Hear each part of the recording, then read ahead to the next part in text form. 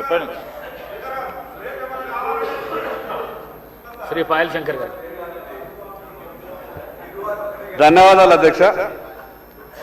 అధ్యక్ష, మూసి అభివృద్ధి అని ఒకసారి, నేను రెండు ప్రశ్నలు, ప్రక్షాళన అని ఒకసారి.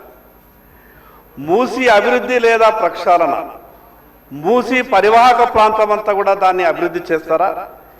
కేవలం బడా కంపెనీలు కావచ్చు, కొన్ని వ్యాపార వర్గాలు కావచ్చు, వాళ్ళు ఎక్కడనైతే వ్యాపారం చేసుకునేటటువంటి అవకాశం ఉంటుందో ఆ ప్రాంతాన్ని మాత్రమే అభివృద్ధి చేస్తారని అనేక సందర్భాల్లో సోషల్ మీడియాలో పోస్టులు వస్తూ ఉన్నాయి.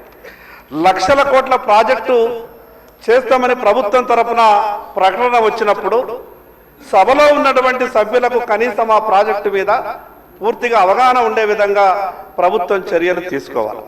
కేవలం మీడియాలో, సోషల్ మీడియాలో వస్తున్నటువంటి వార్తలనే మేము వింటున్నాం. మరి అదేవిధంగా మూసి ప్రవహించేటటువంటి ప్రాంతం అంతా అభివృద్ధి చేస్తున్నారు, దాని మీద స్పష్టంగా ప్రభుత్వం సమాధానం చెప్పాలా?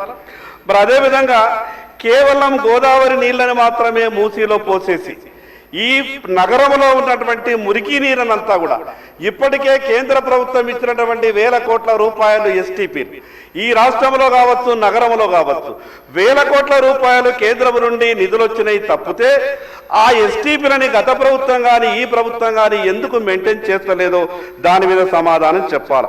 మరి అదేవిధంగా అంత పెద్ద మూసి ప్రక్షాళన కొరకు దాని మీద ఎన్విరాన్మెంటల్కు సంబంధించినటువంటి చాలా విషయాలు వస్తాయి. కాబట్టి ప్రభుత్వం ఏమైనా ఇప్పటి వరకు అనుమతులు తీసుకున్నదా? తీసుకుంటే వాటి వివరములు చెప్పగలని మీ ద్వారా ప్రభుత్వానికి విజ్ఞప్తి చేస్తాను. ధన్యవాదాలు.